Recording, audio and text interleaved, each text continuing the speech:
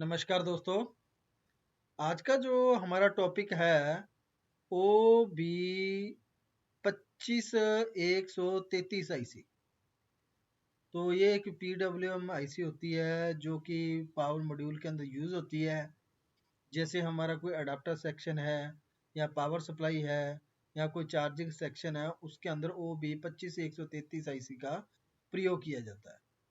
तो ये जो ओबी है, इसका ये मॉडल है, ये कंपनी का नाम ये है। यानी ये ओबी का मीन्स है ऑन ब्राइट कंपनी जो है ये, उस कंपनी का ये ऑन ब्राइट कंपनी है। तो उसका ये एक मॉडल है 25 133 IC, जो कि प्रोटेक्शन के मामले में और आउटपुट के मामले में सबसे बेस्ट आईसी होती है। तो ये जो आईसी होती है, इसके अंदर protection system, overload, over protection system, over temperature system, सभी इसके अंदर फैसिलिटी दी जाती है। और ये 7 पिन के अंदर आती है, यानी 4 पिन एक साइड होंगी इसकी और 3 पिन एक साइड होती है। टोटल ये 7 पिन की आईसी होती है। तो इस आईसी के बारे में करेंगे, इसकी वर्किंग, टेस्टिंग और इसके इक्वल नंबर कौन कौन से होते हैं उसके बारे में करेंगे। क्योंकि इसके लिए मुझे एक कमेंट आया था, हमारे एक सब्सक्राइबर हैं जिनका नाम है सुरेश पाटिल जी। ये इनका नाम है, सुरेश पाटिल जी हैं, जिन्होंने कमेंट किया था कि उन्होंने एक आईसी है जिनका नाम है और OB 25 133 IC की डिटेल और इसके अल्टरनेटिव नंबर कौन कौन से होते हैं, उसकी वर्किंग, टेस्टिंग और पिन डिटेल। तो सुरेश पाटिल जी, तो आज का जो हमारा टॉपिक है OB 25 133 IC, जिसकी वर्किंग, टेस्टिंग और पिन डिटेल किस तरह होगी उसके बारे में करेंगे। और जैसी ये जो आपने टॉपिक की आपने रिक्वेस्ट डाली है, तो जो ये टॉपिक की नॉलेज है और भी लोगों को इसके माध्यम से लोगों को और भी इसके बारे में नॉलेज मिलेगी कि OB 25 133 IC का प्रयोग किस तरह हम कर सकते हैं, कौन कौन सी इसकी पिन डिटेल होती है, कैसे इसकी टेस्टिंग है, कैसे इसकी वर्किंग है। तो आज का हम टॉपिक शुरू करते हैं OB 25 133 IC। तो टॉपिक शुरू करने से पहले जिन्होंने भी अभी तक हमारे चैनल को सब्सक्राइब नहीं किया है, कृपया वो चैनल को सब्सक्राइब जरूर करें। अगर आपको वीडियो अच्छी लगे, लाइक और शेयर जरूर करें। तो टॉपिक शुरू करते हैं OB 25 133 IC। सबसे पहले इस आईसी की पिन डिटेल किस तरह होगी उसके बारे में हमें नॉलेज होनी चाहिए। तो ये टोटल 7 पिन के अंदर आती है। मैंने पहले ही बताया कि ये टोटल 7 पिन के अंदर आती है। इसकी पिन डिटेल कौन कौन सी है, किस तरह है। तो नंबर जो 1 नंबर पिन है इसकी, वो है इसकी VDD, यानी इसकी पावर की है, इसे पॉजिटिव सप्लाई देनी पड़ेगी। तो वो पॉजिटिव सप्लाई कितनी होगी, वो आप 5 वोल्ट से लेके 30 वोल्ट तक की इसे पावर सप्लाई आप दे सकते हैं VDD पिन के ऊपर। और जो उसके बाद पिन नंबर 2 है, वो है फीडबैक की पिन। तो फीडबैक की पिन जो हमारी आगे सर्किट के अंदर करवाऊंगा मैं, किस तरह इसको आईसी को फीडबैक सिग्नल चाहिए होता है सर्किट को ऑपरेट रखने के लिए। पिन नंबर 3 जो है इसकी NC यानी नो कनेक्शन है, इसको यूज में नहीं लिया गया है। पिन नंबर जो 4 है इसकी CS की पिन है। CS मीन करंट सेंस की पिन है। करंट को सेंस करना भी जरूरी है ताकि आउटपुट में कोई भी तब्दीली हो तो वही तब्दीली करंट सेंस के अंदर हो, जिससे ये सेंस करके आउटपुट को कम या ज्यादा कर सके। Pin number 5 sorry, pin number 5 और 6 जो है हमारी, पिन नंबर 5 और पिन नंबर 6 जो है वो सी की पिन। सी मीन्स इस आईसी की ये आउटपुट पिन है, सी। तो इस आईसी को सी नाम क्यों दिया गया, इसका भी एक कारण है। जैसे कई जो आउटपुट पिन होती है, कईयों के आगे आउटपुट लिखा होता है या कई पिन के आगे गेट लिखा होता है, लेकिन इस आईसी के जो पिन नंबर 5 और 6 होती है, इसके ऊपर सी लिखा गया है। सी का मीन है ये कलेक्टर की पिन है, जो कि आउटपुट है। इसके अंदर एक BJT लगा हुआ है जिसकी ये कलेक्टर की पिन है, यानी मीन्स ये हमारी आउटपुट है। ठीक है जी। पिन नंबर 7 जो है वो GND है। आईसी को ऑन करने के लिए नेगेटिव और पॉजिटिव सप्लाई चाहिए। ये पॉजिटिव है, ये नेगेटिव सप्लाई है। तो पिन नंबर 7 पे ग्राउंड सप्लाई दी जाएगी। ये टोटल 7 पिन की आईसी होती है। एक तरफ 4 पिन होती है और एक तरफ 3 पिन होती है। 2 पिन इकट्ठी होती है और 1 पिन अलग होती है। टोटल 7 पिन की होती है। तो अब इस आईसी के कुछ फीचर, इसके वोल्टेज किस किस तरह है उसके बारे में भी थोड़ा सा हम कर लेते हैं। तो ये देख सकते हैं। तो ये फिजिकल तौर पर ये इस तरह आईसी का डायग्राम बना हुआ है। जो इसकी पिन नंबर यहाँ पे होती है वो इसकी मिस है। टोटल ये 1 पिन, 2 3 4 5 6 और 7 पिन। तो जो 6 और 7, 6, 5 और 6 पिन है, उसको सी से लिखा जाता है, मीन्स कलेक्टर की पिन है। तो इस आईसी की जो ऑपरेटिंग वोल्ट है, यानी टोटल इसके ऊपर 800 वोल्ट का ये वोल्टेज जनरेट करेगी। 800 वोल्ट के करीब करीब ये ऑपरेट हो जाएगी 800 वोल्ट के ऊपर। और जो इसकी ऑपरेटिंग वोल्ट है वो है 3 वोल्ट से -3 वोल्ट से लेकर पॉजिटिव के 20 वोल्ट, यानी पॉजिटिव 5 से लेकर 20 वोल्ट तक आप इसे वोल्ट दे सकते हैं वीडीडी। और जो फीडबैक है वो है 3 वोल्ट से लेकर 7 वोल्ट।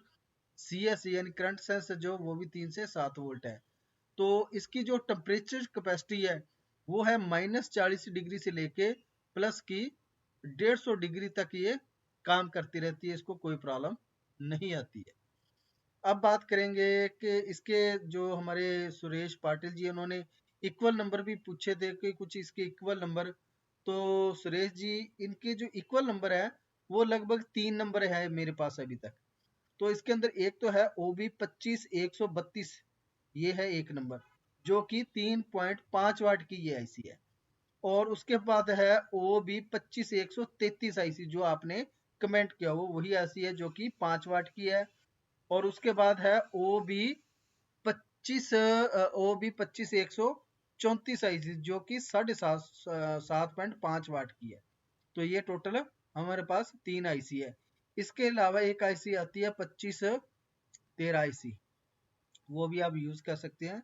तो ये है टोटल इसकी 3 आईसी, जो इसके सेम इक्वल नंबर है, सेम पिन डिटेल है, सेम वर्किंग है। तो और अब बात करते हैं इसकी जो करंट जो वोल्टेज है वीडीडी पिन पे, वो 5 वोल्ट से लेके 16 वोल्ट की आप इसे सप्लाई देके ऑपरेट करवा सकते हैं, जो इसको मिनिमम चाहिए। ठीक है जी, कम से कम इतनी 5 से लेकर 16 वोल्ट आप देके इसको बेस्ट तरीके से ऑपरेट करवा सकते हैं। वैसे इसको आप 15 17 वोल्ट 18 वोल्ट 20 वोल्ट भी दे सकते हैं, नो प्रॉब्लम। जो इसकी इक्वरेसी रहती है, सही चलने की क्वालिटी जो रहती है इस आईसी की, 5 वोल्ट से लेकर 16 वोल्ट तक की होती है। तो ये तो थी इसकी आईसी की कुछ फीचर और पिन डिटेल बारे में। अब बात करते हैं इसको सर्किट में किस तरह यूज किया गया है। इंटरनल सर्किट इसके अंदर किस तरह, आपके सामने आईसी का इंटरनल हिस्सा है। इसके अंदर जो बार वाली, ये तो इसकी पिन डिटेल है जो मैं करवा चुका हूँ आपको बार बार साइड। और अब बात करते हैं ये पूरा बाकी इंटरनल हिस्सा है। तो इसके अंदर आप देख सकते हैं किस तरह इसका इंटरनल हिस्सा बना हुआ है। तो ये तो है बीजेटी जो हमारा लगा हुआ उसका, ये तो है एमीटर पॉइंट। और ये है इसका कलेक्टर पॉइंट, यानी सी जिसे बोलते हैं कलेक्टर पॉइंट। और ये है बेस ड्राइवर, यानी बेस है इसका। इस बेस को ड्राइव करने के लिए बेस ड्राइवर का प्रयोग किया जाता है। ठीक है जी, तो इसलिए इस पिन को सी पिन बोला जाता है, क्योंकि ये कलेक्टर की पिन है। अब बात करते हैं, ये है करंट सेंस की। करंट सेंस के अंदर OCB over current protection system लगा हुआ है। ठीक है जी, CS पिन के अंदर। और एक है जो फीडबैक सेक्शन बना हुआ है, उसके अंदर ये OVP यानी ओवर वोल्ट प्रोटेक्शन सिस्टम है, करंट कंट्रोलिंग सिस्टम है, ड्रॉप कंप्लेप सिस्टम है, प्लस EA यानी एरर एम्पलीफाई सिस्टम भी इसके साथ फीडबैक के साथ जुड़ा होता है। जो हमारा CV कंट्रोल सिस्टम होता है उसको कंट्रोल करके लॉजिक सेक्शन को वोट देके, ये लॉजिक सेक्शन डायरेक्ट जुड़ा होता है बेस ड्राइवर से, जिससे ये ड्राइवर सेक्शन को यानी बेस को ऑन करता है, जिससे BJT ऑन होके आउटपुट देता है। ठीक है जी, तो इस तरह ये हमारी आईसी इंटरनल तौर पे काम करती है। कौन कौन सेक्शन के साथ कौन कौन सा सेक्शन जुड़ा हो, ये आपके सामने है। तो अब बात करते हैं थोड़ा सा इस आईसी की जो वर्किंग कंडीशन है। अभी इसको सर्किट के अंदर अगर आपने यूज करना है तो किस तरह आप इसको यूज करेंगे। तो ये आपके सामने बिल्कुल सिंपल सा सर्किट है। OB 25 133 या 134 या 132 आईसी, इनमें से कोई भी हो सकती है, उसकी पिन डिटेल वर्किंग सेम है। तो वाटेज कैपेसिटी के ऊपर डिपेंड करता है कौन सी आईसी है। तो ये जो आपके सामने OB 25 133 आईसी है, इसके अंदर आप देख सकते हो जो VDD है हमारा, इसके ऊपर 5 वोल्ट से लेकर 16 वोल्ट की जो सप्लाई है, 2 रजिस्टर लगा के, जो हमारा डायरेक्ट ब्रिज पैकेट ऐड होता है उससे एक 2 रजिस्टर लगा के, नहीं इसको DC बना के रजिस्टर के द्वारा वोल्ट को कंट्रोल करके फिर VDD पिन पे दिए जाते हैं 5 वोल्ट से लेकर और 16 वोल्ट तक। ठीक है जी, 5 से 16 वोल्ट की इसको सप्लाई दी जाती है पिन नंबर 1 के ऊपर, जो कि VDD की पिन है। जो पिन नंबर 2 है इसकी, वो है फीडबैक की पिन। तो फीडबैक सिग्नल कहाँ से लिया गया ये आप देख सकते हैं। सबसे पहले तो फीडबैक वोल्टेज को फिक्स किया गया 2 रजिस्टर लगा के, एक रजिस्टर ग्राउंड में लगाई गई है और एक सप्लाई के एंट्रेंस में लगाई गई है यहाँ से। तो जब ये ट्रांसफार्मर ऑन होगा तो ये भी वाइंडिंग ऑन होती है, तो जो भी ये आउटपुट निकालती रहेगी उसके ऊपर लोड है या नहीं है, ये ओवरलोड है या कोई शॉर्ट सर्किट है, तो ये भी वाइंडिंग वही को उसी वोल्ट को सेंस करती है। तब जब ये वाइंडिंग सेंस करेगी तो यही करंट यहाँ से वोल्टेज फीडबैक पिन पे जाएगा, फीडबैक के हिसाब से फिर आगे आउटपुट देगी आईसी सीएस पिन से। ठीक है जी। और उसके बाद जो पिन नंबर 3 एनसी थी खाली है हमारी। पिन नंबर 4 जो है सीएस की है। ठीक है, सीएस पिन पे एक क्या है, रजिस्टर लगा के ग्राउंड किया जाता है, जिससे पीडब्ल्यूएम सेक्शन को कंट्रोल करने के लिए, जहाँ इसको क्लॉक सिस्टम को कंट्रोल करने के लिए सीएस पिन का, करंट सेंसर पिन का प्रयोग किया जाता है। और ये जो हमारी जो आईसी है ये डायरेक्ट टू आउटपुट है, यानी ये डायरेक्ट ही फ्रिक्वेंसी निकालती है। इसके आउटपुट में आपको मॉसफेट लगाने की जरूरत नहीं होती, ये डायरेक्ट ही आईसी ट्रांसफार्मर के साथ जोड़ी जाती है और डायरेक्ट ही ये उसको पल्स देकर ट्रांसफार्मर को ऑन करती है। तो ये है हमारी कलेक्टर की पिन। तो और पिन नंबर जो 7 है इसकी, वो है इसकी ग्राउंड। जब ये कलेक्टर को, दोनों पिनों को, पिन नंबर 5 और पिन नंबर 6 को आपस में जोड़कर यहाँ से जो वोल्टेज यानी फ्रिक्वेंसी जो जनरेट करवाई जाती है वो डायरेक्ट ही ट्रांसफार्मर पर दी जाती है। यहाँ पे जब ट्रांसफार्मर को पल्स मिलती है, यहाँ पे ये पॉजिटिव है, यहाँ पे पल्स मिली है, तो ये ट्रांसफार्मर क्या आ जाता है, ये यहाँ पे ईएमएफ पैदा कर देता है। इलेक्ट्रिक मैग्नेटिक फोर्स जो होता है वो होता है हाई रेंज के अंदर, क्योंकि यहाँ पे फ्राइड को ट्रांसफार्मर का प्रयोग होता है, तो जिसे हम फ्लाई बैक ट्रांसफार्मर बोलते हैं। ये ट्रांसफार्मर ऑन होके यहाँ पे आउटपुट देता है सेकेंडरी वाइंडिंग। इस तरह ये पूरा सिस्टम काम करता है। और इस आईसी के लिए आपको डायरेक्ट टू ट्रांसफार्मर है, यानी डायरेक्ट आप ट्रांसफार्मर के साथ लगा के से यूज कर सकते हैं, क्योंकि ये ऑफलाइन स्विचर की तरह ही एक आईसी है, जिसे जिस तरह वो आईसी काम करती है विदाउट कोई कंपोनेंट के। ट्रांसफार्मर और आईसी के बीच में मॉसफेट नहीं लगाता, डायरेक्ट आईसी ट्रांसफार्मर की वाइंडिंग के साथ जोड़ी जाती है और डायरेक्ट ही ट्रांसफार्मर को ऑन करके पल्स जनरेट करवाई जाती है। तो ये तो था आज का हमारा टॉपिक, आईसी की वर्किंग और टेस्टिंग और पिन डिटेल। अब बात रहेगी इसकी टेस्टिंग की। तो इसको चेक करने का मेथड क्या होगा, तो बिल्कुल सिंपल सा मेथड है, ये इंटरनल हिस्सा है इसका।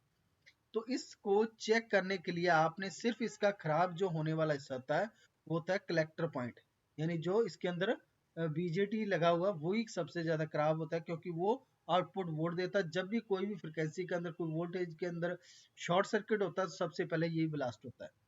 तो वैसे तो इसके अंदर प्रोटेक्शन बहुत होती है, लेकिन फिर भी कई बार चांस ऐसा बन जाता है कि ये खराब हो जाता है।